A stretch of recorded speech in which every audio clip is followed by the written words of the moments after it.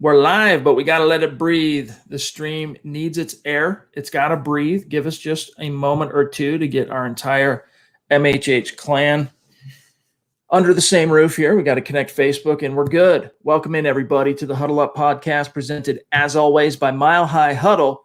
I'm your host, Chad Jensen. With me, as always, my partner in crime, my fellow football priest. He is the deputy editor of milehighhuddle.com. He is Zack Kelberman. Zack, I know you've been a hoping and a praying that this was going to happen, and you finally, the football gods opened up the windows of football heaven and poured you out a blessing.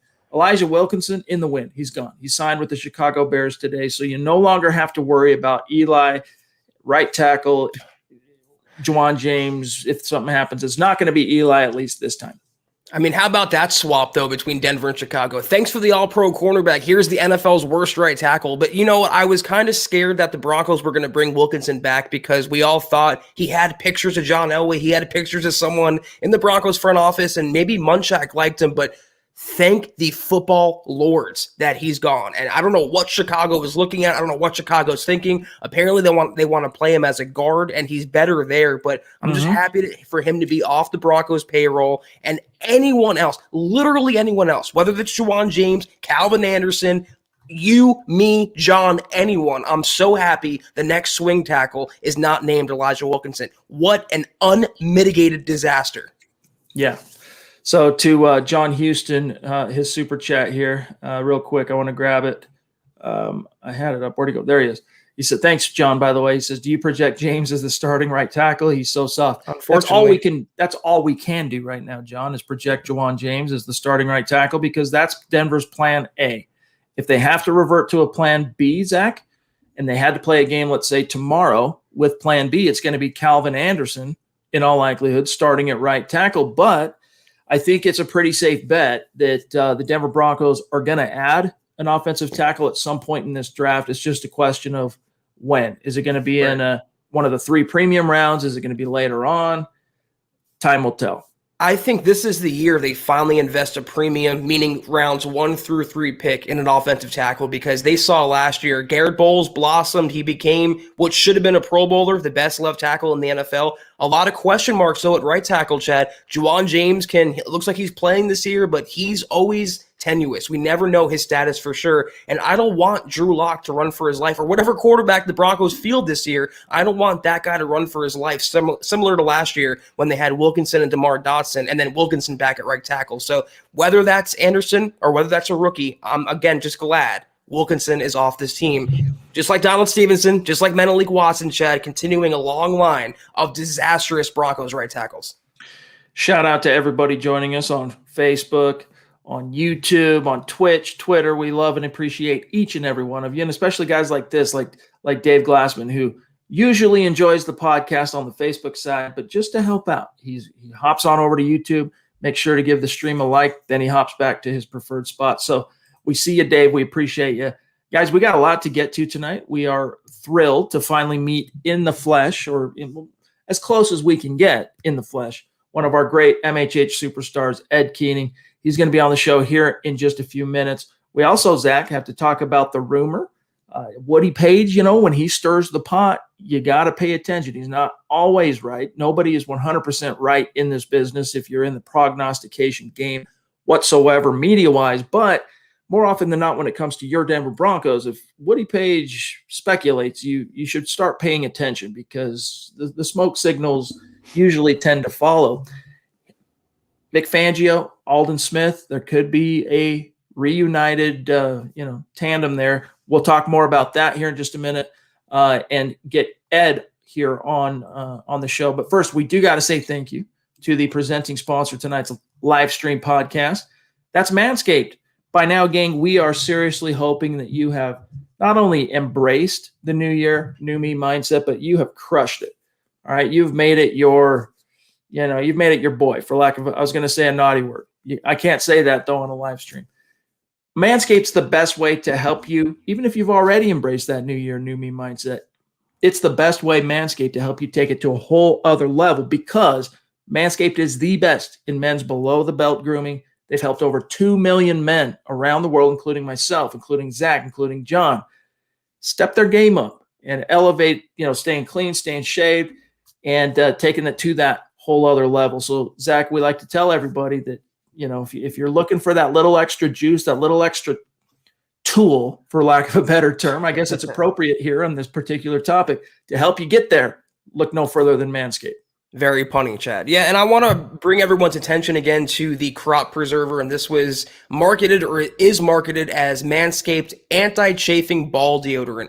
And again, I talk about the lawnmower, I talk about the weed whacker. Those are all great, but this is really an everyday kind of use option. If you're a male, if you're on the move, if you go to the gym like I do, you don't always have time. Chad's mentioned this before, and most guys will tell you this. It's kind of like an uncomfortable truth. We don't always have time to shower. We don't always have time to get everything nice and squeaky clean. You have to be on the go, and you have to be resourceful sometimes. And that's exactly what this does, at least for me. If I don't have time to take a shower after the gym, or if I'm working outside, if I'm walking around, you put this on, and I guarantee you feel good, you smell better, you exude confidence. And that's what Manscaped allows you to do, Chad. I promise you, it's a testimonial I'm willing to give you guys as a relatable male.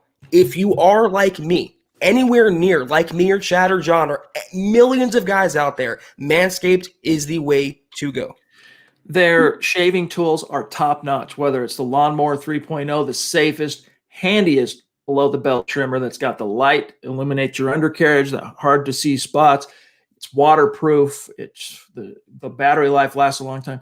Or the weed whacker for your nose, for your ears. Those are their, top of the line. That's what they really like to push. But also, guys, their cologne, which is called Refined, they have a couple options on the cologne side, is the bomb. So, guys, take your manscaping game to the next level, to the level it needs to be. Go to manscaped.com, use the code HUDDLE, and you will get 20% off plus free shipping. And your boys, they'll thank you. That's right. Get 20% off and free shipping with the code HUDDLE at manscaped.com. That's 20% off with free shipping at manscaped.com, and use the code HUDDLE. All right, couple quick matters of business, and then we'll get Ed here on the show with us. Guys, just a reminder, make sure you're following the podcast on Twitter. Connect with us over there at HuddleUpPod, and the main account at Mile High Huddle. My partner can be found on Twitter at Kelberman NFL, myself at Chad and Jensen, and our great producer, you all know him as Buana Beast. He's a teddy bear, but he will rip your face off. However, if you're following him on Twitter, you don't have to worry about that. At John K.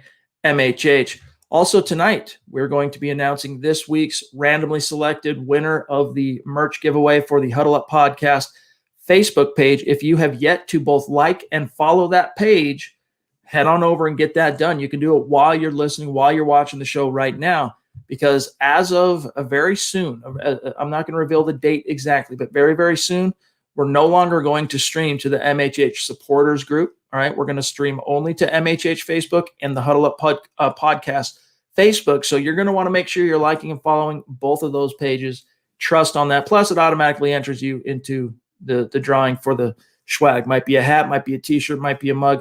So just open up Facebook, search Huddle Up Podcast, boom, like and follow, and then you are entered in to win. Speaking of Facebook, the Mile High Huddle page, become a supporter. Click the big blue button, and you're going to get access to all of our premium video content. We have kicked it off in 2021 with Kelberman's Corner, which just finished off episode 11 on Sunday. It was a barn burner. And the thing with these premium shows that we're rolling out for our paying subscribers is they're a little bit different flavor than what you get on these hour-plus long live streams. Kelberman's Corner, it's Zach, it's Kimberly Becker, and it's hot takes that hold water. Plus, we just rolled out a couple of weeks ago the Trickle Zone on Saturdays at noon. So if you are a subscriber, and it's only $5 on Facebook, you get access to the Trickle Zone Saturday at noon and Kelberman's Corner Sunday at noon. So click the big blue button on Facebook. You're in like Flynn. And then also, guys, check out the merch store when you get a chance, huddleuppod.com. Get your swag on, get a hat, get a tee. You don't have to wait to see if you've been selected randomly for a free T-shirt from a Facebook giveaway or an Apple Podcast giveaway. You can go get your favorite T-shirt, hat, whatever, and support the brand, support MHH. We appreciate you. And if you're not in a position, by the way, thank you, James. Hit those thumbs up. Or Chase, thank you, my dog. If you're not in a position to do those things, it's all good. We're just seriously happy to have each and every one of you with us. We just ask that you, number one, subscribe. Number two, like this video. helps out more than you guys know. It's a small thing you can do to help us in a big, big way. Like the video, especially on YouTube or Facebook. And number 3 is the litmus test. If we are doing a good job for you, or at the very least, you respect the effort, share this video out there and help us continue to grow and reach new like-minded Broncos fans just like you. All right, without further ado, let's bring on one of the MHH Mount Rushmore superstars. Been with us a long, long time. All right, this is a guy that has more than paid his dues at MHH. Ed Keating in the house. Ed, thank you so much for spending some time, making some time, I should say, for us tonight. How are you, my friend? I'm doing wonderful, man. Just sitting here enjoying life. I'm happy to be on the show tonight with you guys.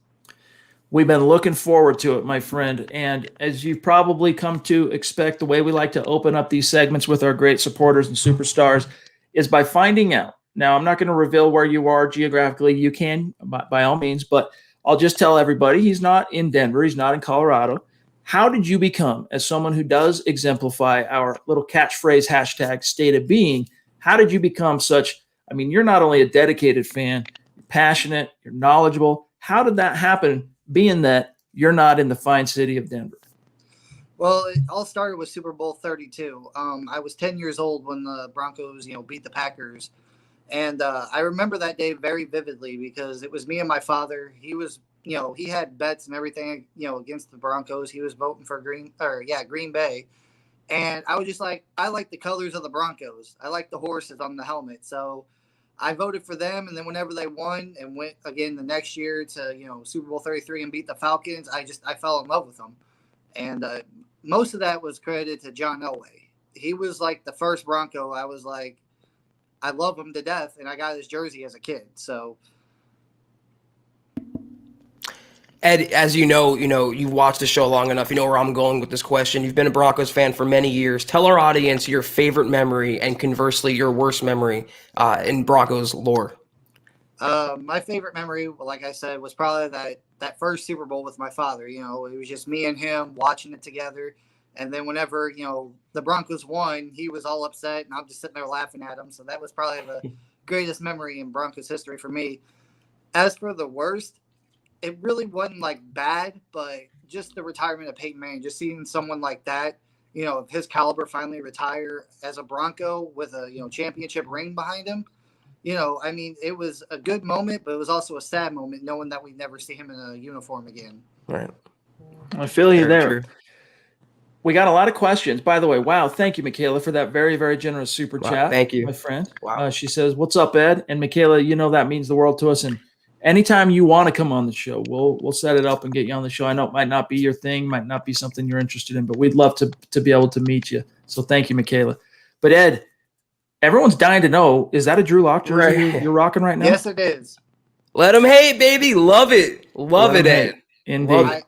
I've been a Drew Lock supporter since we drafted him. Well, this kind of ties into where we're going with our next question then. Where do you, I guess now that answers our question, do you want the Broncos to stick with Locke? Do you want the Broncos to explore a quarterback in the draft? What kind of veteran backup would you bring in, Ed, if you were the GM of the Broncos? How would you address quarterback this offseason? Well, first off, I would stick with Drew Lock through 2021. I mean, like you guys always say, it's a lame duck year for Vic Fangio and Pat Shurmur, and right. I don't see why you would go with another quarterback if it's a strong possibility those two ain't going to be here next year. As for where would I go behind Drew Lock? Well, pretty much there's not much left on the free agency market besides like maybe Alex Smith. If we can't get him, I'd rather than take a quarterback in the later rounds or just roll with Rippon, honestly. But I've been pondering this question for a while now, why people would want to, draft like a Trey Lance or trade up and get like a Zach Wilson this year. I'm like, if like I said, Fangio and Shurmur don't pan out and they're gone next year, why would you want to have a quarterback come into a system and he's going to have to relearn a whole new one next year? Exactly. And I think Locke is going to ball this year, honestly. And that's just the way I feel about it.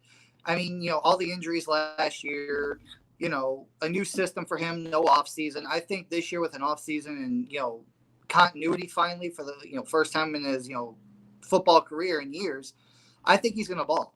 And I think he's going to go like probably over 3,000 yards, probably about 27, 28 TDs, and probably about 10 picks. That would be a big year. Yep. I mean, I take it. Fans that fans that kind of got a little bit spoiled and had their expectations set so high during the Peyton Manning years, you got to tampen down a little bit, because 26, 27, 28 touchdowns, anything even in that realm in today's game. I mean, even look at the guys that made the Pro Bowl last year, the quarterbacks, man, that's a Pro Bowl. So, Ed, we got to ask you though, one or two more for you, and then we'll cut you loose tonight, my friend. What do you want to see your team do with the number 9 overall pick in the draft?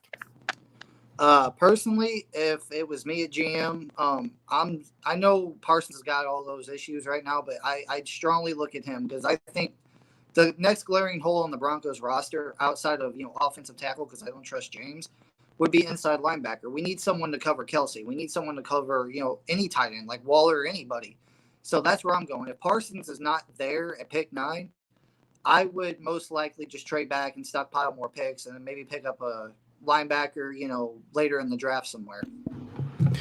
That kind of ties in, Zach, to this super chat question from Fat Cats, and I'll get everyone's opinion on this real quick. By the way, Fat Cats, you the man. Really appreciate you, my friend. Yeah. Here in the near future, we're going to have to set up a time to get you on the show, because you've just been an absolute stud. So thank you.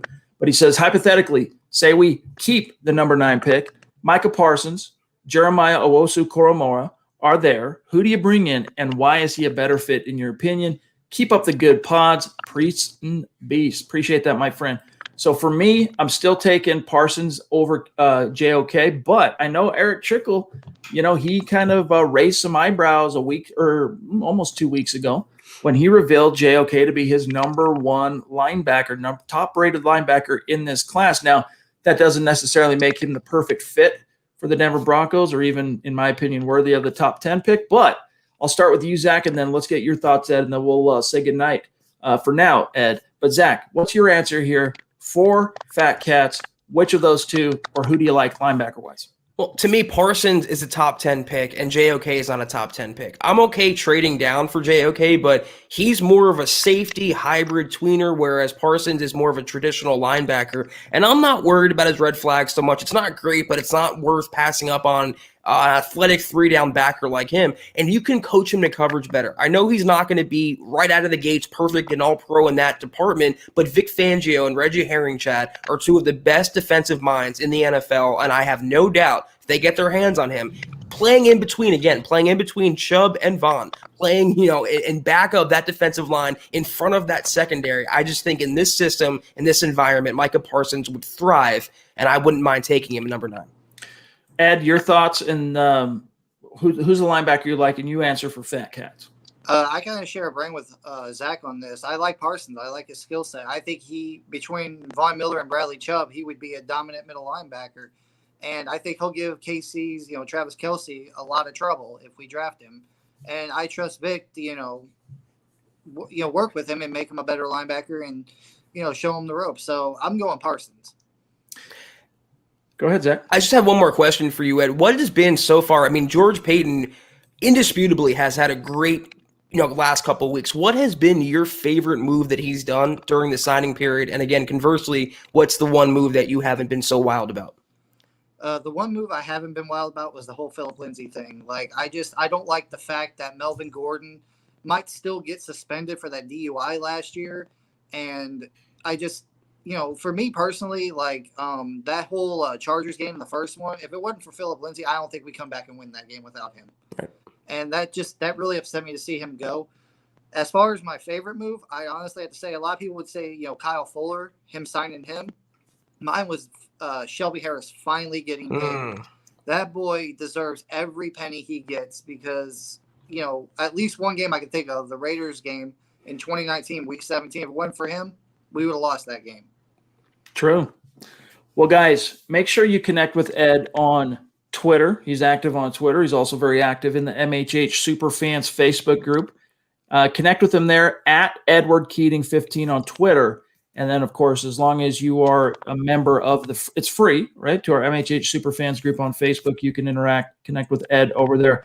Ed, thank you so much for not only coming on the show, but as we mentioned before we went live, for everything you've done for us over the last couple of years and all your contributions to MHH Canon. I hope you know how much we appreciate you and how much you mean to us, my friend. So thanks for making some time for us and for everything else. Well, thanks, guys, for having me on the show, and I'll be more than happy to come on anytime. And for everybody that watches my clips on Facebook, thanks, guys. And I'll keep making them if you keep watching. Hey, just one suggestion, Ed, on the clips. Keep that profanity down just a little. Then you're never going to get censored by the mods, right? You know what I'm saying. I got you. All right, my dog. Good to see you. Have a good night. Give our best to your family, okay? All right. Thanks, guys. Take it easy. Thanks, right, Ed. buddy. There he goes. Ed Let him Keating. hate, baby. Let him hate, my dog. Love the Good to lock see you. jersey. That was overdue. You know, Ed, we probably should have had Ed on the show a long time ago. What a great guy, great supporter, and very, very outgoing, passionate. I mean, this is a guy that, you know, he's putting his dent in the universe when it comes to the Denver Broncos. Like, he doesn't just wait around for an invitation from the Huddle Up podcast to get his thoughts out there. You know, he's recording himself, doing his videos and puts them on Facebook for everyone to creates conversation. It's pretty fun to see. So he's a real neat guy. I respect anyone who creates content, Chad. It's not easy to do. You have to find your own niche, and Ed found his. And damn, I share a brain with him almost 100% of the way. He was a great interview tonight. Had a lot of fun talking to him. All right, let's get to the main crux of tonight's podcast, the rumor that was, I mean, I don't know if I should even call it a rumor because it's really, it's not, it doesn't take a rocket scientist to put these two factors together. I'm trying to get this video to play so I can hurry and there it is. All right. It doesn't take a rocket scientist to deduce that the recently released Aldon Smith could end up being a pretty no-brainer, connection for the Denver Broncos. Now, for those of you who missed it, Aldon Smith was informed by the Cowboys they're going to be letting him go here in the very near future. And this is a guy that was drafted only 5 picks after Vaughn in 2011. He went on, believe it or not, his first 2 years, he outpaced Von Miller in the sack department. Him and Justin Smith, right, in that former Niners defense that Vic Fangio coordinated under Jim Harbaugh that was just fierce, man. Got him all the way to a Super Bowl, got him to another NFC title game as well. Aldon Smith, his career was going like this, Zach, and then he made some pretty dumb off-the-field decisions, and it did one of these. Yeah. He was out of the league for 4 years, and then the Cowboys, who you cover for Heavy.com, signed him last year. So what are your thoughts on the possibility of Aldon Smith coming to Denver, and what can you tell fans about him who maybe they weren't paying too close of attention to the Dallas Cowboys last year? What has he got left in the tank? Here's what I'll say. I mean, it's a great comeback story for what it is. No, he did not have, 15 sacks last year. He wasn't a Pro Bowler, but he was productive in his limited duty as a designated pass rusher. He wasn't a starting linebacker. He wasn't a starting defensive end. So he had, I think, 5 sacks. He had a bunch of quarterback pressures. He had some passes deflected. He was productive, but he kind of tailed off toward the end of the season, at least from what I saw. And that comes with the territory of a player who spent half a decade away from football, who was sleeping under cars at one point, Chad. But I don't know how much this is commonplace. I know in Denver media, it's not out there yet, but in Dallas media, there's speculation that Aldon Smith, unfortunately, is grappling with another off-the-field issue. And that's why the Cowboys, who previously indicated multiple times they wanted him to come back, they decided to cut him loose. And he would have fit their scheme perfectly. You cannot have too many pass rushers, and he was productive last year. But that's the scuttlebutt about Aldon Smith. And if that's the case, obviously, I don't want Denver to go anywhere near him, Chad. Remind me what the off-field stuff was, Zach, that got him in such hot water with the league. Substance abuse, alcoholism, those kind of things. You're playing with fire. And if that's true, what the buzz you're hearing in and around Dallas, that he might have some further discipline perhaps coming from the league, then the Broncos definitely are going to avoid that. So they'll do their due diligence, and I'm sure if it's already matriculated to media, Denver Broncos, I'm sure, know what's going on with that. But all things being equal, Zach, if that weren't an issue or turns out to be unfounded or not an issue, I mean, the Broncos could do far worse than bringing in a guy like Aldon Smith, not only because he can produce for you even at this age, he's entering his age 32 season. He can produce for you, depending on reps, depending on snaps, in a non-Vic Fangio scheme, 6 sacks. That's probably like the floor for him on a regular 16-game season. But teaming him back up with Vic and getting him back under the wing of him, Ed Donatel, who's secondary, but still he's the defensive coordinator now, it could have a very galvanizing, type of maybe resurrect the career, so to speak, of Aldon Smith, who, as you can see here, guys, he had a solid year in Dallas last year. Started 16 games, 5 sacks. As Zach mentioned, he had he had a few QB hits. You can see his stats here. But Zach, I would love it so long as those rumors you're hearing, that buzz, turn out to be unfounded.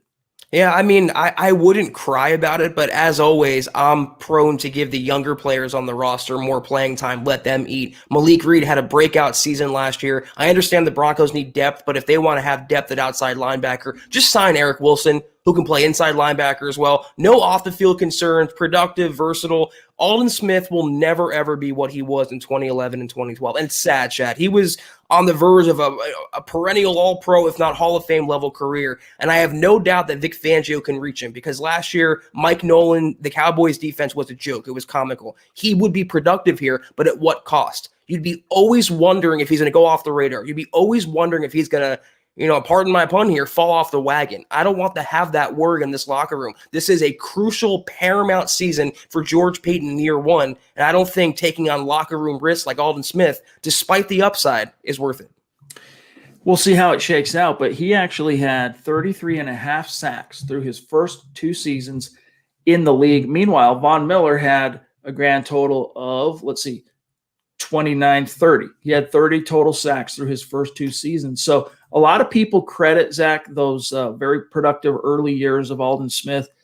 They credit that production to not only Fangio, the Fangio effect, but working in tandem with Justin Smith, because Justin Smith was a 5-tech defensive end. He put his fingers in the dirt and rushed right in front of Aldon. So he had the inside gap. He had the B gap. And Aldon Smith had the C gap. And a lot of people say, well, his production early on was due to Justin Smith demanding so much attention that it simply left Aldon Smith with more one-on-one type of opportunities than, is normal. Be that as it may, there might be some truth to it. However, the one thing you can't say is that Aldon Smith, despite having Justin right in front of him, he didn't have opposite him a compliment like Vaughn did early. Elvis Dumerville, DeMarcus Ware. He had, what was his name? Ahmad Brooks, solid guy. But Ahmad Brooks was like a 6 to 8 sack a year type guy. He wasn't a dominant, changing the game type of pass rusher. So I never viewed Aldon Smith's production early on, Zach, as some kind of a side effect or collateral effect of Justin Smith. I saw that mostly. I mean, it helped him obviously, but I don't see that as any kind of asterisk to put next to his box stats. I'm right there with you. If you watch the tape from those seasons, especially 2012, he had 19 and a half sacks. I mean, that's a lot in one season, and he was just screaming off the edge, and he was converting speed to power. He was beating tackles one-on-one. It was mostly him, and he was, again, on an ascending track. And you saw some of those flashes last year in Dallas. You saw what made him an All-Pro and Pro Bowler in 2012, but it's just so far removed. We're talking 9 years ago now, and you're never going to recapture that lightning in a bottle. So it's a sad story. But that's how the NFL works, Chad. What have you done for me lately? And not much for Aldon. Indeed. Muhammad, MHH resident male model. Appreciate the super sticker, my friend. Always means a lot to us. You're a top dog, and we appreciate that every single day, dude. You are as consistent as the day is long. So thank you, my dog. Thank you, Muhammad. Trying to imitate that. I don't got, red painted nails, but appreciate you. Steve Shepard on Facebook wants to know, what do we think about Melvin Ingram? I assume is the Ingram you're talking about. Former Chargers, Pro Bowl. I don't know if he ever earned All-Pro honors, but I know he made a Pro Bowl or two. Edge rusher that is hitting free agency. I think it would be interesting, depending on how much he's looking for. One of Von Miller's best friends in the NFL, for what it's worth. A lot of people don't realize that, but he and Melvin Ingram are pretty tight homies. So I would not hate it, but I wouldn't want to go break the bank for it, because it's one of those similar things last year when we were discussing adding different edge rushers. Who are you taking off the field? Because Ingram's still relatively in his prime, a little bit younger than Vaughn. Who are you taking off? You sitting down Vaughn, or you sitting down Bradley Chubb? But still, he would be, if you could get Zach a Melvin Ingram for, somewhere between $3 to $5 million, even on a 1-year deal, I would take it, because you're going to get some production out of him. Yeah, I mean, again, for $3 million, $4 million bucks, I wouldn't hate it. But you have younger players on the roster, and they're probably going to draft an edge rusher, outside linebacker. I would just rather prefer Malik Reed to continue developing, continue thriving. He came off a breakout year last year, Chad, and the sky's the limit in the Fangio defense. So I'd rather them have Malik Reed and maybe pick up a cheap linebacker or maybe even a premium linebacker in next month's draft. If I'm not mistaken, Melvin Ingram took a visit somewhere. Was it KC? I was going to say, I think it was the Chiefs. I don't know. It was a contender. I don't think he is signed yet, though, for what it's worth. It's not too late, George Payton. Anyway, Todd Ostendorf. Is that how your name is pronounced, by the way, or is it Ostendorf? Let us know if it's O or A in the comments. But appreciate the question. He says, read an article recently stating that George Payton has done more for Fangio than John Elway ever did. Made some good points. Look, he's had a really good offseason. But one thing you got to keep in mind is John Elway hires Vic Fangio 2019. I'm trying to think back to, so what did he give Fangio? First of all, you had Chris Harris Jr. still on the roster, but he still went out and signed one of Fangio's familiars, Bryce Callahan, signed Kareem Jackson, right? If we're just talking about defense, gave him some weapons. And then in the draft, he added a few guys for him. The next year, the Broncos, like a lot of NFL teams, Zach, they were very much in a kind of holding pattern by the time free agency hit because things were shutting down. The pandemic was hitting. The future was very, very murky. And so a lot of teams, including the Broncos and especially the Broncos, kind of hung back and let the dominoes fall and kind of pick through the aftermath.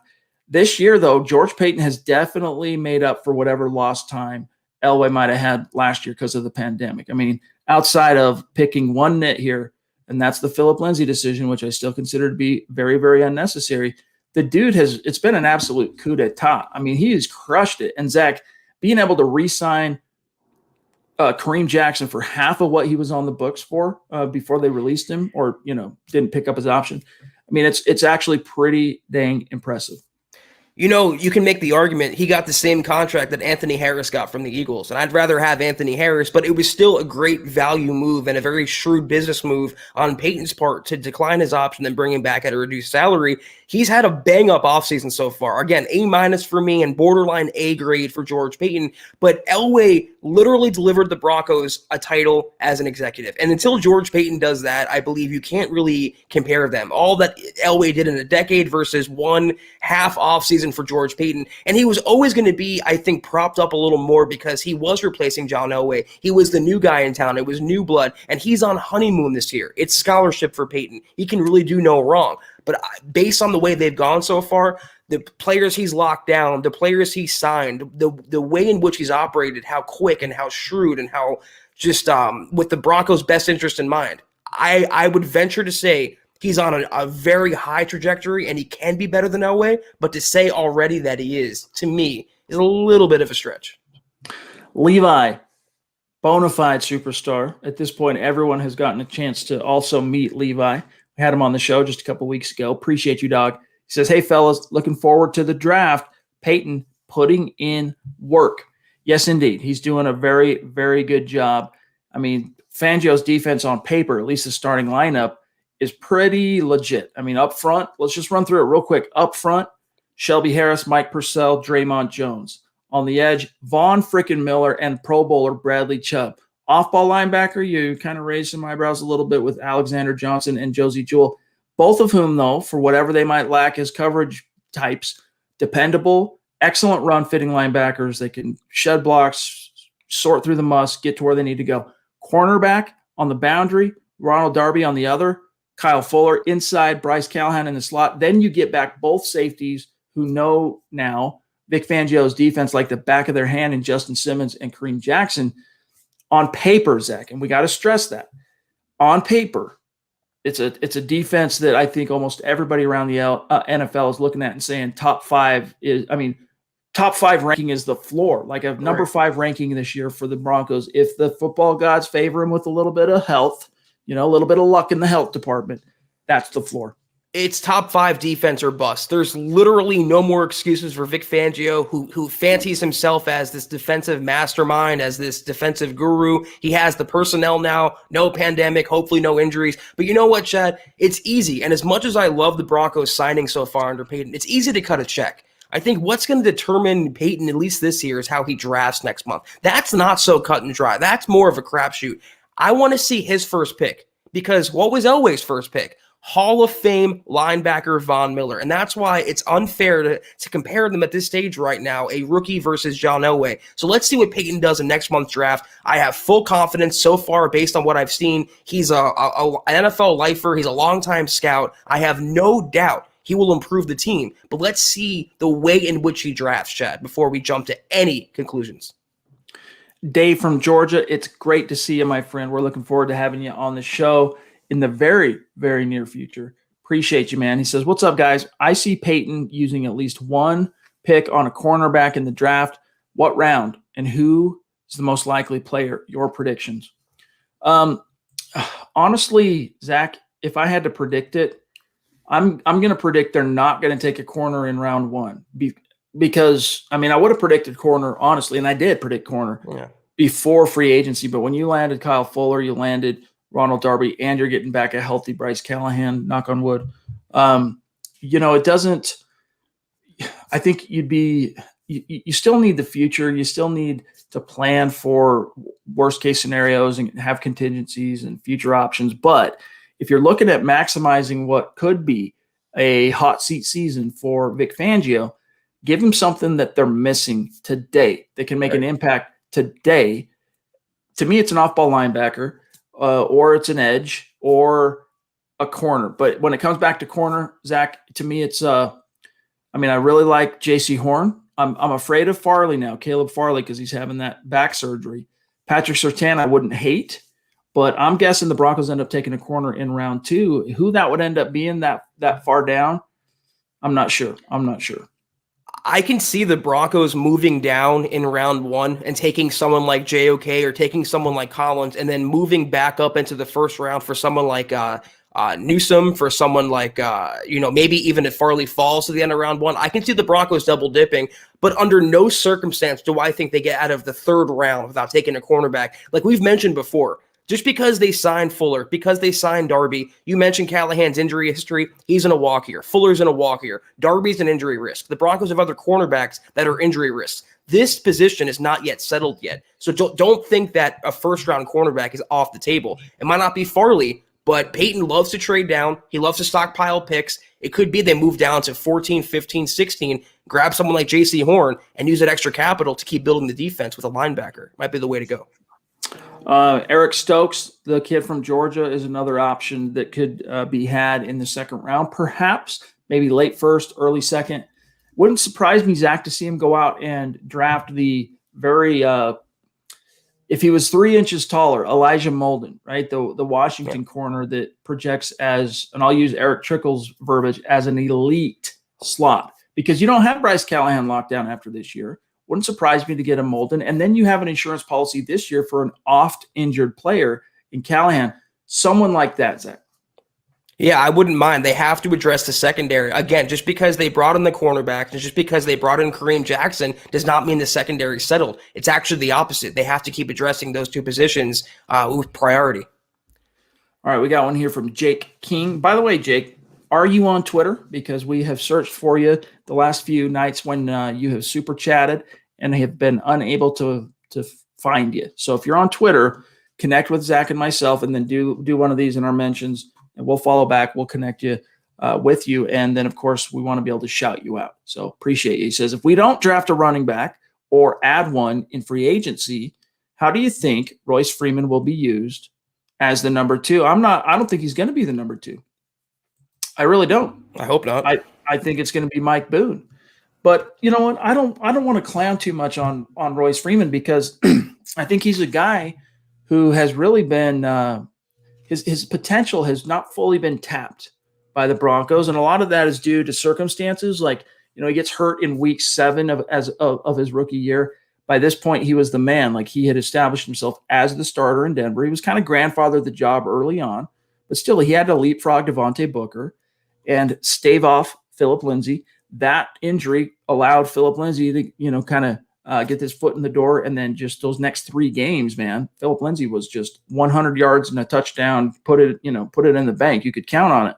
Fast forward to the next year. That's when I really got disappointed in Royce because, Lindsay was coming off a Pro Bowl year, 1,000-yard rusher. He was going to be like the focal point running back, Zach, but I still expected to see more from Royce Freeman in 2019 or 2019. Yeah. And we didn't. He can be a pass catcher. He can do things for you. I want to see them put a little bit more effort into trying to pull that out of him before he hits the bricks at the end of this year. He doesn't do, at least to me, though, anything overly well. He's just like a plotter, and he had a lot of mileage coming out of Oregon, Chad. I'll take it a step further, though. He won't be the number 2 running back, and it might be a little hot takey, but I don't think he'll be on the roster come week 1. I think they maybe draft a running back in the 2nd round, and they would have Melvin Gordon, the rookie, and Mike Boone. How many running backs do you really need? And again, Royce Freeman, you don't really need him on the roster. He's kind of just there. And what's the popular sentiment, Chad, among the people who are happy Lindsay defected?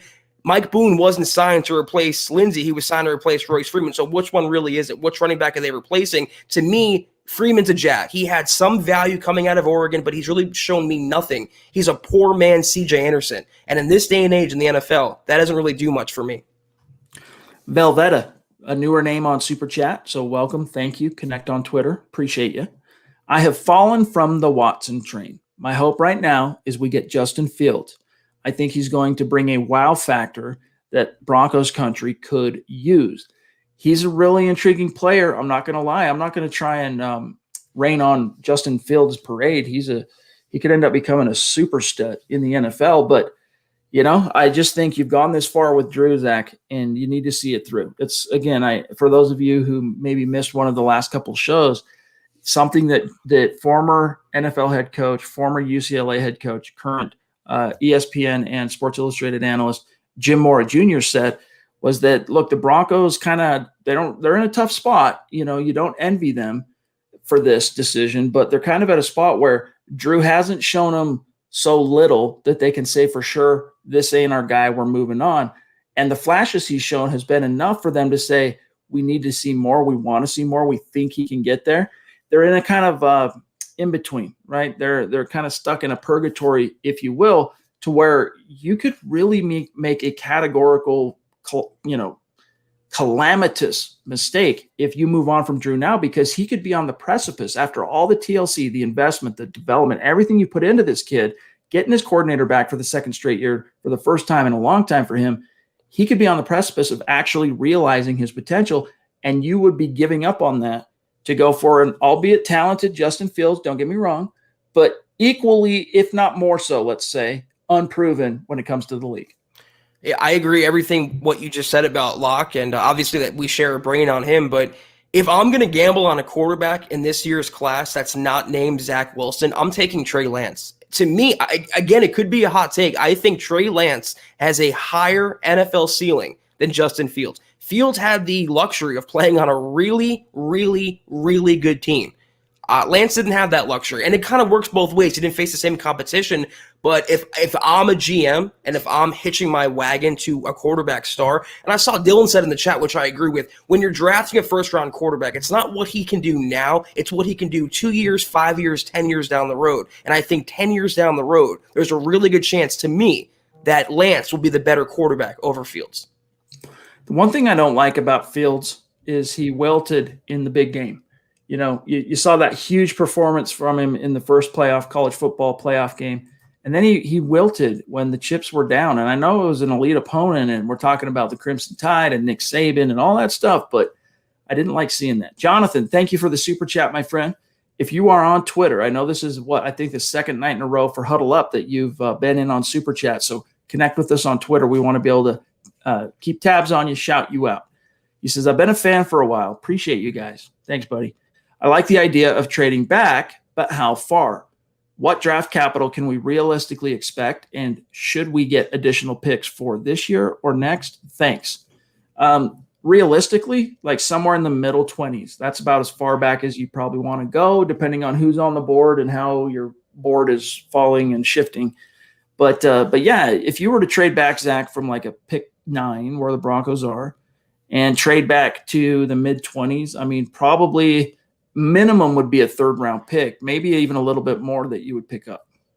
If a team came up from the mid-20s to number 9, you're getting a second rounder. I mean, at the very minimum, maybe even 2 second rounders. But I don't see Peyton falling that far back, because then you're trading back and risking not getting a blue chip player. If he moves back, I think it'll be like what they did a couple years ago. They went from 10 to 20 to take Noah Fant. I don't even think that far. Somewhere in 15, 16 range, a few spots, which allows Peyton to pick up an extra draft pick and still get someone like a JOK, someone like a JC Horn, or someone like a Zaven Collins, and continue to build this defense through his preference, which is the draft. Ed Keating, man, leaves the broadcast, hops in the chat, shows us some love. Thanks, Ed. He says, go Broncos. This, my friend, is why you are a bona fide superstar. So thank you. You know we love you. We appreciate you. Real quick, here's one from Savage Boy Kev. Good to see you on Twitch. He said, this year is a make or break year for Drew Lock with how the team looks now. Can we finally say today that we are a quarterback away probably from the postseason? I think the Broncos, in all honesty, Zach, have been a quarterback away from the postseason for most of the last 5 years, to be frank with you. Like, there have been other holes, don't get me wrong, but, like, if Drew Lock plays from week 11 to week 17, if he plays like that from, week 7 through 10, you probably end up somewhere closer to 8-8. You can probably still miss out because he's a young quarterback, still figuring things out, and you had so many injuries across the roster. But, yeah, dude, if Drew Lock – all they don't need week 14 on the road in Carolina version of Drew to win 9-10 games next year with this roster. They need, week 11 against Miami. That's the Drew Lock they need to go 9-10 wins in 2021, which is, 250 yards, something like that, 63% completion, maybe a touchdown or two, no picks. That's what you need to really maximize what this roster has. And I do think that Drew Lock's got that in him, especially coming into a season now where he'll have the same scheme for the first time in back-to-back years since his sophomore to junior year at Mizzou. But see, this is where I kind of point out the issue with the criticism of Lock last year. The implication is that he was the sole problem on the Broncos 2020 outfit. Yeah.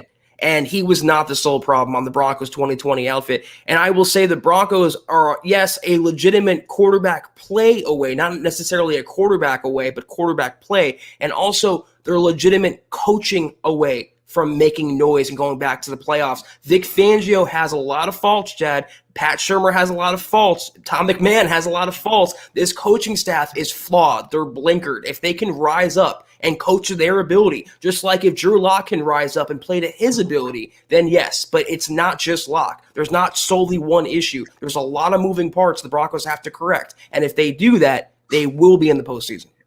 Excellent points about the coaching because, I mean, dude, Shelby Harris, for example, anytime a player says this, I cringe. Vic Fangio grew a lot as a head coach last year. I don't want to hear that. I don't want to hear about my 62-year-old head coach having some kind of a developmental growth spurt in the freaking heat of the moment. Like, this needs to be figured out. And this is the year where everyone's going to know, is Vic Fangio meant to continue carrying the torch for this team and leading the team or not? But you made a great point there about the coaching, Zach. We can point to 2 different games last year, minimum, where Vic Fangio alone, not counting Tom McMahon, not counting Shurmur, Vic Fangio's in-game situational decision-making cost the Broncos a dub. 2 of them. So let's say instead of making the wrong decisions in those 2 games, he makes the right ones. Broncos still miss the playoffs, if everything else stayed the same, but at least they're 7-9. They're not 5-11. Right, and you know what? They went 7-9 in Vic Fangio's first year, Chad, and they were a couple games away. They blew. Look at the Minnesota game, for example. There were also coaching snafus that year, and you could argue there were 2 games the Broncos blew because of coaching, and that's a 9-win team right there. So yes, Locke has to play better. Whoever the Broncos quarterback this season, they have to play up to par on that offense. But the coaching staff, Chad, has to coach up to their potential as well because they left a lot to be desired. Especially the taste left in our mouth was the season finale. And that was a Fangio blooper highlight reel right there. He cannot allow that type of coaching to continue, Chad, or else this roster is going to waste. And just think how ironic it is. He opens the year with a snafu, coaching snafu, that costs him a dub, and then he closes it. So you're like, you want to be able to say, there's a palpable, measurable, quantifiable, empirical body of work that tells us he learned from that week 1 snafu, and then he does it again in week 17. All right, Zach, Burn the Guitarist. Let's grab him again. Thank you for your patience, my friend. Love you. He says, hey, guys, just sending some love. P.S. Philip Lindsay should probably fire his agent. I'm not sure what you mean exactly, why you say that. I'd be curious for a little elaboration on your part there, Zachary. But Zach, what's your reaction to Burn the Guitarist? Well, his agent landed him more money in year 1 the Broncos were willing to pay. I think it was more of a Broncos problem than it was a Philip Lindsay problem, but it's hard to answer that question without knowing the other offers that he might have had on the table, without taking the first offer that was presented to him. He has a pretty good agent. Isn't his agent Mike McCartney? I mean, that's a pretty high-profile guy. So I think he has good representation. I just think he was kind of led astray by Denver that kind of strung him along for a couple years and wouldn't pay him. He got nearly, put it in perspective this way too, Zach. He got nearly, in this 1-year deal from the Texans, nearly double what he made in total career earnings from the Denver Broncos in 3 years. So keep that in perspective. Mike Boone got more guaranteed money than Philip Lindsay made in 3 years. I mean, that's the issue right there. It's not a Philip Lindsay problem or a Philip Lindsay agent problem. It was a Broncos problem. And people want to close their eyes to that, but it's the truth. Dave from Georgia, again, thanks, brother. He says, I totally agree with Zach on Aldon Smith. Hashtag Broncos country. Hashtag let him hate, baby. Love it, dude. Appreciate you, Dave. Thank you. A very apropos question from Savage Boy Kev. Why is Jeff Driscoll still a Bronco? We don't know, but it's not going to last too much longer because they can move on from him and save 100% of that $2.5 million. So he's not long for the roster. I don't know why he's still a Bronco. I'm trying to figure it out. Like, why not just move on? Because you cut Nick Van Etten, who was also part of that free agent class last year. Why are you holding on to Jeff Driscoll? He offers you literally no utility. He's not a backup you can count on if he has to play. And what else can he offer? He hasn't played enough in the league to really be that example or mentor for Drew or Brett Rippon. I don't understand it either. I think Peyton, the only logic that we can follow here is Peyton is waiting for the quarterback domino to fall, what he's going to do, whether it's Deshaun Watson, what I think is unlikely, whether it's Trey Lance, or whether they're rolling it back with Locke for one more year. When that domino falls, then I think Driscoll will get his walking papers. But, God, are they deserved? Most definitely. All right, Shadow Jack R. Appreciate the super chat. And I know you've, I want to say 2 nights in a row now, you've been on super chat with Building the Broncos and with us here on Huddle Up. So thank you. Connect on Twitter. If you're already following, just reach out and do one of these and let us know who you are. Connect the dots, because so often, and this is a message to all of our listeners, especially our superstars, so often the YouTube handle is different than the Twitter handle, and we don't know who's who. So make sure you do one of these. He says, super elated that Shelby Harris will remain a Bronco for a few more seasons. Hashtag best hands on the team. That's right. How high? Mile high. I like that. He'll tell you best hands in the league. I loved Ed's answer too, because of all the moves that Peyton's made, you could have mentioned Simmons, you could have mentioned Fuller, maybe even Darby, but I love the fact he mentions getting Shelby Harris paid, because some of us, Chad, have been on that bandwagon for years now, and if there's one player on the Broncos roster that was worthy of that commitment, it was Shelby, so I'm very happy for him.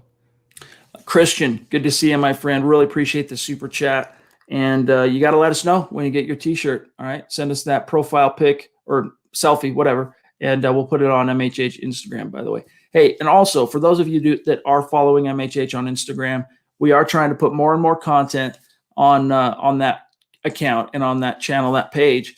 But thanks to each and every one of you for getting us over 2,000 followers there on Instagram. And it's not easy, dude. In the sports media game, trust, it is not easy to get to 2,000 followers on Instagram. It is a grind, my dog. Christian, hey, boys, who is your guys' end of the season prediction for our bona fide wide receiver 1 and stat line prediction for Sutton and Judy? Hashtag state of being from Michigan. Zach, your answer. Sutton is going to have a monster year. As long as the quarterback play is average and injuries don't restrike Cortland, he's going to have just a monster, the Pro Bowl year we've all been waiting for. So he will be the bona fide guy, 1,100, 1,200 yards, 8 to 10 touchdowns. I think that's a prediction for Cortland Sutton. And, Jerry Jeudy depends on how the offense goes. He's going to be the second option in the passing game, maybe the third option behind Noah Fant. I think he can get to 1,000 yards, but that's going to require a lock or whatever quarterback it is kind of taking their game to the next level. I think they have room for one off the bat. That's Sutton and Jeudy, possibly, if the quarterback kind of has a good year. All right, guys, we are approaching 55 minutes, so we got to start rapid firing through our remaining super questions here. We got one from Christian. Thank you for that, my friend. Also great to connect with you on Twitter. It's very, very cool. He says, Mel Kiper's newest mock has us trading back to pick 14 and taking Micah Parsons. Thoughts? State of being, hashtag Denver Broncos for life. Yeah, dude. I mean, if you could trade back, stockpile a 2 or a 3, and still land Micah Parsons, I know he comes with a little bit of, a little bit of risk, but to me, that would be another coup for George Paton. I think also for the fan base that's kind of apprehensive about Parsons as a top 10 pick, that'd be an easier pill to swallow, trading back to 14 and getting another pick on top of that while still getting the best linebacker in the draft class. So if Paton did that, it'd be more Paton magic, and I'd be all for it. John, the stream right before I was about to grab her here after Rocco just jumped Christy. So if you can grab Christy, have her queued up next. Rocco 420 in the house, another great superstar who's come on strong of late, and that we've been able to connect with on Twitter as well. So good to see you. Appreciate your generosity and support, my friend. He says, I missed a few live streams due to work, but I'm back. Is it too early to extend George Paton's contract? LOL. But seriously, dude, he's got 6 years. I mean, how many you want to give this guy? John Gruden, 10 years, 100 million? LOL. But seriously, he says, oh crap, sorry. Seriously, he really is proving himself to everyone how good he is. I have nothing but faith in him in the draft. Hashtag Denver Broncos for life. Yeah, man. So far, it's an incomplete picture. Got to be impressed with what he's done in free agency. That implies that he's probably going to know what he's doing in the draft and do well there too. But let's wait to see for sure once the draft haul is complete. Yeah, but for now, up until this point, anyone follows me on Twitter knows, he's hitting homers out there every single week. So I love George Paton. I was ecstatic about the hire, Chad, and he's proving us right because we advocated for his hiring over someone like Champ Kelly, and he was the one to get the Broncos back on the right track. All right, we got the queen of MHH jumping in off the top rope with what is very often and commonly for Christy, a symbolic super chat. And maybe she's playing some double, some, what would I call it? Some 4D chess, a double entendre. 58. She's talking Vaughn. Maybe she's talking about Aldon Smith because Aldon Smith rocked 58 in Dallas, if I'm not mistaken. He did. But Christy, love you, appreciate you. You know how much you mean to us. She says, much love, guys. It feels like it's been a bit since I caught a live. Many thanks and much love. Right back at you. Christy, this is among everyone that's in the chat, among our superstars. When you're not in the podcast, it's not the same. So seeing you around, just seeing your pictures, seeing your generosity, your support, it means everything to us. And thank you, and we love you so much. Thank you. Amen. Corey H., good to see you, my friend. Good to see you. Hey, Corey, if you ever want to come on the show, my friend, you reach out and let us know. We'd be happy to have you on. You've been a dedicated superstar for a long time.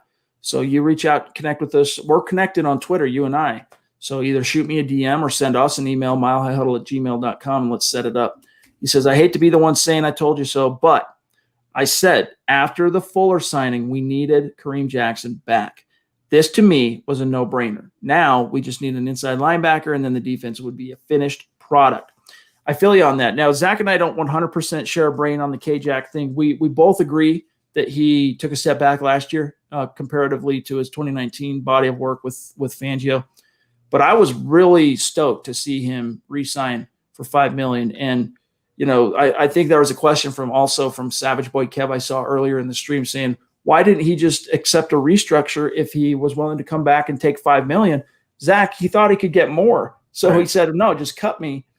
Found out he couldn't. So he's like, I'm going to stay home. I'm going to stay with Fangio where it's comfy and where I know I can be used to the utmost. The Anthony Harris deal kind of did it for him. If Harris wasn't getting more money, Kareem Jackson wasn't getting more money. It's why they got the same contract. But you know what? There's a reason why it was a one-year deal. There's a reason why it was $5 million.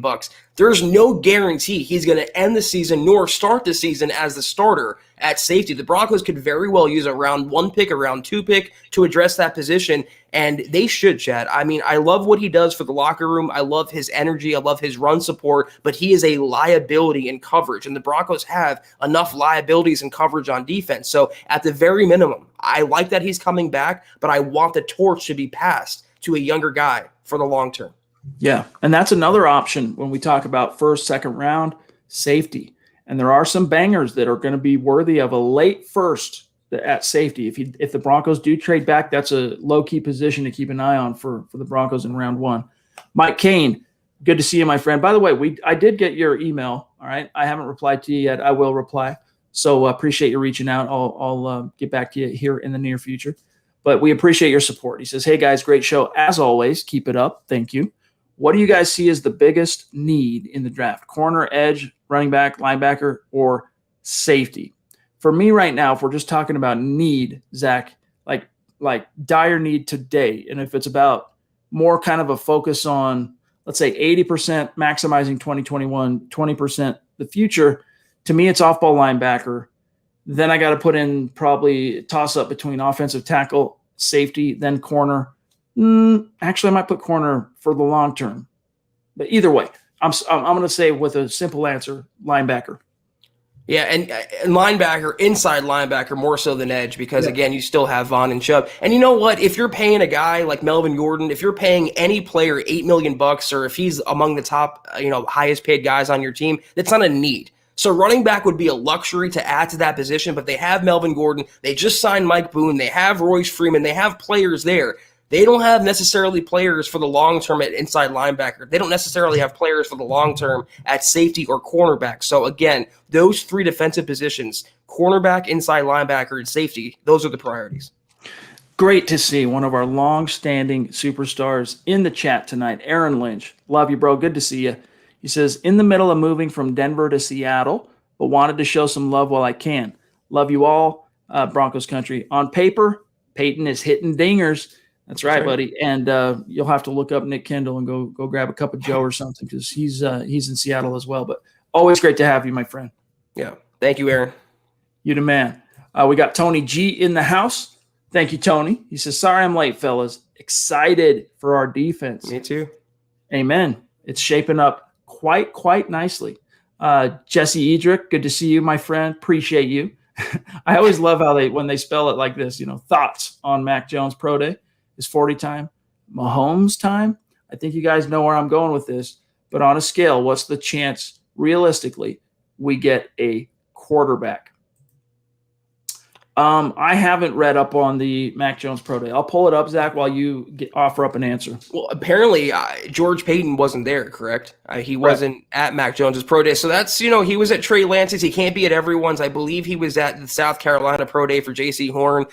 I still think Mac Jones is like a Daniel Jones. I think he's like a Brad Johnson type. He's got a 22 touchdown a year type quarterback. He doesn't move the needle for me in the NFL. He's a safe kind of Andy Dalton type of quarterback. But if I'm going to take a guy in round 1, I want the upside. I want the ceiling. So give me Trey Lance over Mac Jones any day. I can't think of anything more boring than watching Mac Jones in a Pat Shurmur offense. Oil and water. According to Clint Lamb, Mac Jones ran somewhere between a 4.79 and a 4.85 on his first 40 attempt. Really solid number for him. Definitely a solid number because, the perception on Mac Jones is that he's not an athlete, right? He's a pocket statue. And so that does help him a little bit, but how much, time will tell. I think he's a guy that would be an option for Denver if you trade back and can get him in the second. But I don't think you wanted to draft a quarterback round 1 or 2. So to answer your question there on odds or whatever, I'm saying like 20% chance they draft a quarterback in round 1, 80% chance they do something else. That's just my read on it, and I could be wrong, Zach. Yeah, I still think there's an option. There's a chance, obviously. And again, the longer the Broncos go without adding another quarterback, the chances of them taking a quarterback in round 1 skyrocket. But also, conversely, the chances of Locke coming back unfettered with Brett Rippon behind him also skyrocket. So it's either going to be the Locke Rippon ticket or it's going to be a splash at quarterback. I'm with Chad, though. I think the overwhelming majority is the Broncos run it back with Drew for 2021. All right, we have got one here from Calvin Hamilton. Wow, thanks, my friend. Really appreciate you. Connect with us on Twitter. He says, I'm all for Parsons or the safety from TCU, Trevor Morig. Yes. Jackson is no spring chicken. Let him learn. I'd be all about it. If you could get Morig from, trade back, get him late round 1, or if luck would have it, in the second round, man, that would be a coup. Yeah, Morig, Richie Grant. There's some safety prospects in this draft class, Chad, and the Broncos would be wise to grab one before it's too late. We got Chris P saying, just say no to Mac, and we feel you on that. I think he's going to end up being, put it this way, he's going to end up having a much more, thank you, Chris, by the way, a much more productive NFL career than, say, AJ McCarron. I think he's going to end up being more of a baller than AJ, and that might seem, that's not saying much, but they're compared a lot in terms of what they did for the Alabama offense. Neither one of them were the athlete of a Tua or what's a kid? I just brain farted. The kid that's in Philly now, Hurts. Thank you. Then neither one of them have that. They're more pocket guys. But Mac Jones, don't sleep too much on him. I'm not necessarily talking about the Broncos, but first round in general. I think the Patriots are the perfect landing spot. I just see the McDaniels, Belichick, they fall in love with a quarterback like Mac Jones, and I think he'll be a more productive or more successful Andy Dalton, but I'm not using a top 10 pick on that quarterback. We've got Jeremy Hancock in the house. Thank you, Jeremy. You're a newer name that we don't recognize on Super Chat, so welcome. Thank you. Connect on Twitter. I have to give Peyton an A+ for free agency. Losing Phil sucks, but don't think the Boone pickup changes the wins or losses over Phil. I hope for a draft as good as free agency. Hashtag Denver Broncos for life. State of being from Virginia. Very cool, my friend. Well, thank you for reaching out and for the support, Jeremy. And a very fair comment, too. You can't really hold – I mentioned this on KK last week, but you can't resent or hold the Philip Lindsay departure against Mike Boone. He's just coming in and signing a contract. He was recruited to the team. So let's root for him to do well, and let's wish Philip Lindsay well in Houston. Both things can happen at the same time. Indeed. All right, we got one here from Josh, an absolute stud. Rogue Theory on YouTube is his handle, man. It's been great getting to know you a little bit, Josh, and having you in the community. One of these days in the near future, I'm sure we'll end up offering you an invite to come on the show, and I look forward to that, and swapping some old punk rock stories. It'll be fun. Just showing some love, gents. Hashtag Huddle Up Squad. Love it, dude. Thank you, Josh. Thank you, sir. Real quick, John, while you're pulling up the for what it's worth, we need we got Jeremy. We got Josh. Stand by. Let me just tell you where we're at real quick because we're about out of time here. We need Scott Edwards, Black Knight, Clark, Beowulf, and we did get Chris and Simon. We need Simon. So FYI. Here's the quote I think fans need to take into consideration when you're wondering how much do the Broncos love Drew Lock. George Payton, is he going to take a cue in round 1? Now, this could all be smokescreen. Let's throw that out as a disclaimer. But he said, quote, this was last Thursday, we like Drew Lock. We have a plan in place, and there's free agency, there's the draft, there's trades. There's a lot of ways to acquire a quarterback. Fortunately, we have a quarterback here. So that's something he said that I did raise my eyebrows a little bit, Zach, when he said that.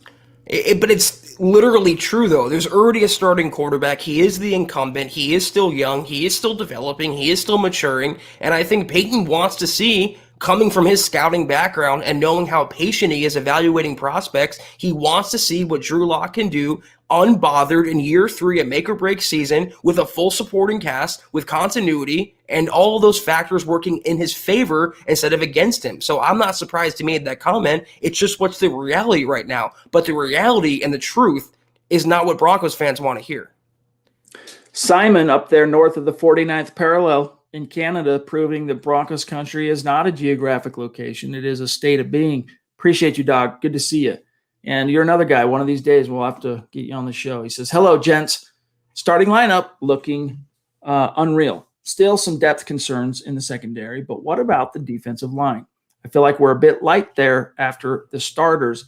Excellent point. I mean, on paper, your starting 3 is formidable, but then really all you got to write home about, Zach, is McTelvin Agim and Deshaun Williams, because DeMarcus Walker, he's in the wind. I don't think he's going to be a free agent too much longer. He'll get signed somewhere, even if it's with like Vance Joseph in Arizona. He'll get swooped up. But what are your thoughts on the D-line? That would be a nice move for Vance. That would be a nice 4D chess kind of. I would bring back DeMarcus Walker, though. I've been saying that for a while now. Like a 2-year contract, low guarantees, put some incentives in there. But he was balling in a Vic Fangio defense. And one thing about DeMarcus Walker that we've all always said, me and you, Chad, he's always making plays. He's always around the football. And like the question states, they cut Jericho Casey, and they don't have much depth behind the players that they have. So they have to get some backup guys because Shelby's going to have to take a breather. They're going to have to give Draymond a breather. Mike Purcell's a nose tackle. So this is a position as well the Broncos could address to the draft, but you have a homegrown guy. He was a second-round pick. He was starting to develop and mature. I'd bring back DeMarcus Walker. To me, it's a no-brainer. I agree. And I think there's reason to believe that he started to develop under the withering coaching of Bill Collar. By the way, just quick human interesting. It was kind of cool to see Shelby Harris tear up a little bit when he started talking about, just a little bit, when he started talking about Bill Collar last week, because those two, when they first got put together, were like this. They butted heads. They did not see eye to eye.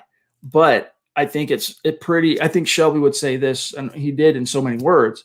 If he doesn't arrive here on a team in Denver where the D-line coach is Bill Collar, he doesn't end up finishing second on the team in sacks that year, only behind Vaughn, and then going on to, become a starter and then earn this big paycheck. So really cool to see. And Zach, here's Scott Edwards. Thank you, Scott. Connect on Twitter if we're not already connected.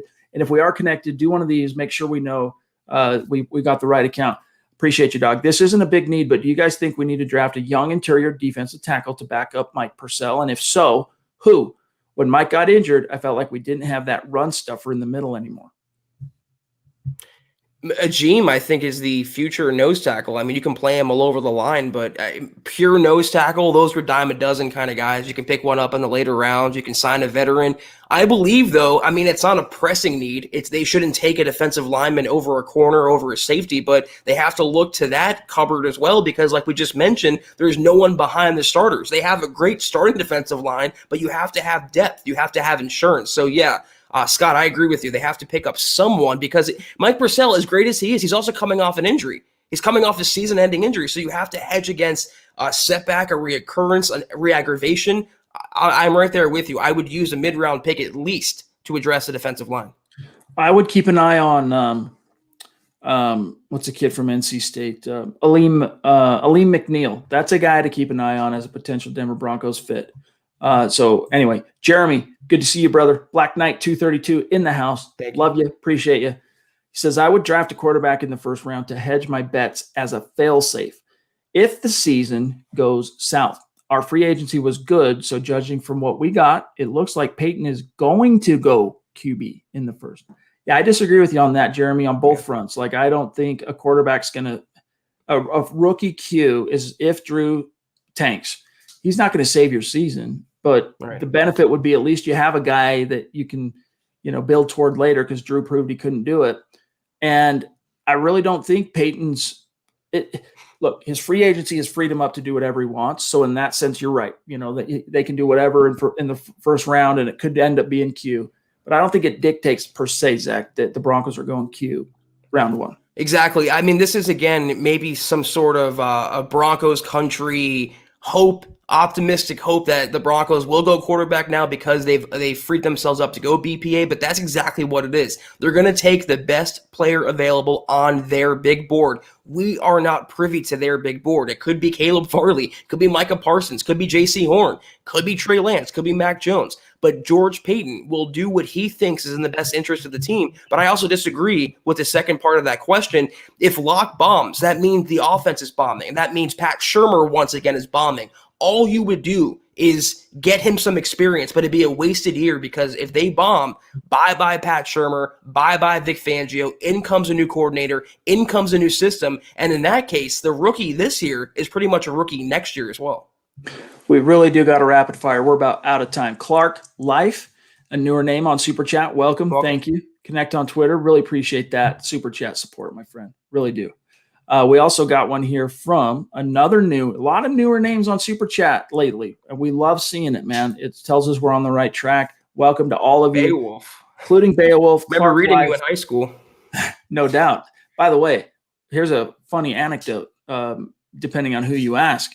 When Beowulf, that animated movie came out, I don't know, 10 years ago or so, maybe a little longer. I saw it as hey, Lord of the Rings had come out. I've read Beowulf. I was made to read Beowulf in high school, and it's a legendary piece of literature. I saw it come out, and I thought, hey, that looks like I saw the trailer. I'm like, I'm going to take my kids to see that. I take my 3-year-old, my 5-year-old boys to see this, okay?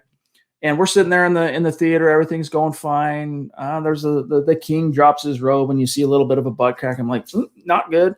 Then that scene, dude, where what's his name, Grendel shows up. It's like the most scary, horrific scene. Bad stuff happened. I don't even want to say it because it could hurt us on YouTube. But I'm like, categorical mistake. I grabbed my kids. We're out of here. Bad decision. I've never lived that down. But anyway, makes for a funny story though. Yeah, makes for good podcast material. I guess I should have noticed PG-13, and I should have read why it was PG-13. But anyway. He says, I see the Broncos sending more to the Pro Bowl than ever before, but I am a helpless optimist. Keep up the great work, Bronco dudes. Remember to like and share this video, folks. Amen. Thank you, my friend. Appreciate you. If you don't take it from us, take it from freaking Beowulf. Like, subscribe, share, help us out, guys. It means That's a lot. right, dude. Beowulf, when he says it, you got to trust. This dude is a legendary, fierce character.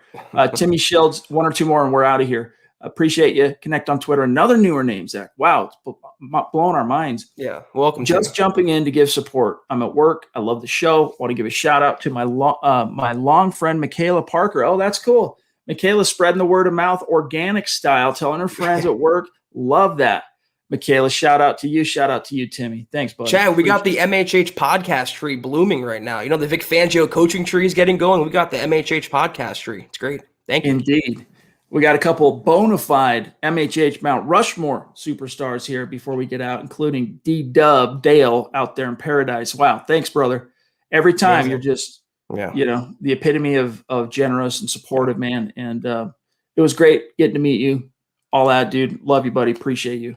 Just giving some love, he says. Sorry when I get in late and give lame questions that have already been addressed earlier in the pod. Personally, I'm glad Kareem is back. He is the only defender that plays downhill. Although Michael O.J. Mudia is starting to show. Peace. No, dude, don't ever stress that. It's all good. We love hearing from you wherever you jump in. For real. I think AJ plays downhill, but I see the point with Kareem Jackson. I mean, he's a physical guy near the line of scrimmage, and he's great in run support, good for the defense, good for the lifeblood of the team. Just don't get him in coverage, please. That's all I ask. What I love, too, about him, real quick, Dale, Kareem is a Fangio guy now, and he knows the scheme. And so you got to believe at a certain point when the other stars have aligned and you filled the quarterback needs and people are staying healthy and you got Vaughn on the field, like eventually this thing should come together in a big bad way for Fangio in the same way it did in San Fran almost a decade ago and the way it did in Chicago in 2018. So shout out, Dale. Love you, bro. Whoops, my bad. Throw him on. Go ahead. Let's grab Christian. That was my bad. Christian, been waiting patiently. Good to see you, my friend. Appreciate you. He says, and by the way, Christian, you ever want to come on the show? Let's set it up. DM me on Twitter. We'll get that scheduled. Or have we already? No, I just confused myself. Anyway, we're out of time. Do you think it's looking likely the Broncos are going to trade up for Fields or Lance? No, I don't think it's looking likely, but it's still a possibility. And a lot of draft nicks and national media people are pointing that way because of how Peyton has maneuvered in this free agent period. But again, I tell you, I got to go back to this. Okay. And I know it could be coach speak. All right.